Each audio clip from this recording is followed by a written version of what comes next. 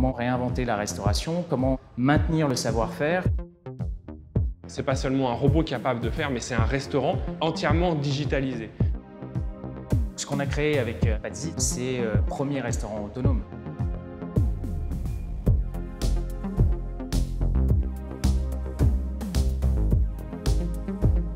On se pose la question aujourd'hui des sous-vide, des plats pré-préparés et servis dans les restaurants.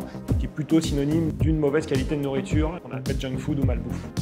Tout ça, ce sont des indices effectivement d'une déperdition d'un savoir-faire. On peine à recruter.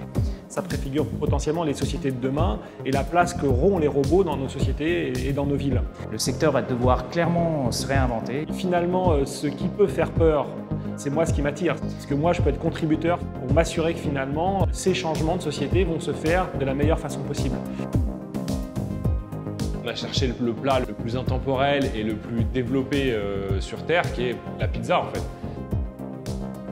On s'enferme dans le garage familial de mon associé. Du matin au soir, 7 jours sur 7.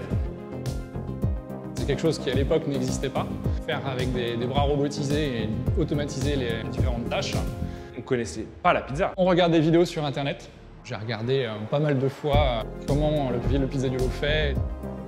Au fil des mois, des années, on appuyait sur un bouton et le robot arrivait à déplacer la pâte, il arrivait à l'aplatir, il arrivait à la cuire, il arrivait à répartir les ingrédients. Je me suis dit, ok, ces deux ingénieurs, deux geeks qui ont voulu relever le défi un peu fou de produire une pizza avec un robot.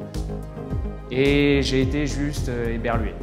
On ne voulait pas ressembler à un distributeur classique de canettes ou autre. Il fallait que les choses soient visibles et qu'on passe un bon moment à voir le produit. On voulait cette notion de transparence et de show cooking. C'est un projet qui est absolument dingue. C'était pas une pizza faite de pâtes en caoutchouc avec des ingrédients de je sais pas où. Non, les mecs, ils nous avaient sourcé du produit bio, ils nous avaient sourcé de la pêche durable, du clean label, etc.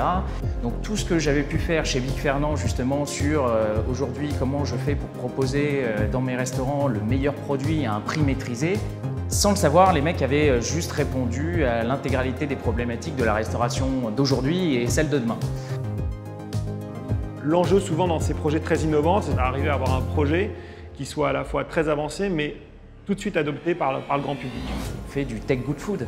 C'est-à-dire qu'on est capable aujourd'hui de produire une pizza toutes les 30 secondes, mais par contre en respectant le produit et en rendant super accessible, si tu veux, le produit. La place des robots dans les villes de demain, elle viendra dans les 30 prochaines années. On veut être aujourd'hui cet acteur qui va y contribuer de façon positive.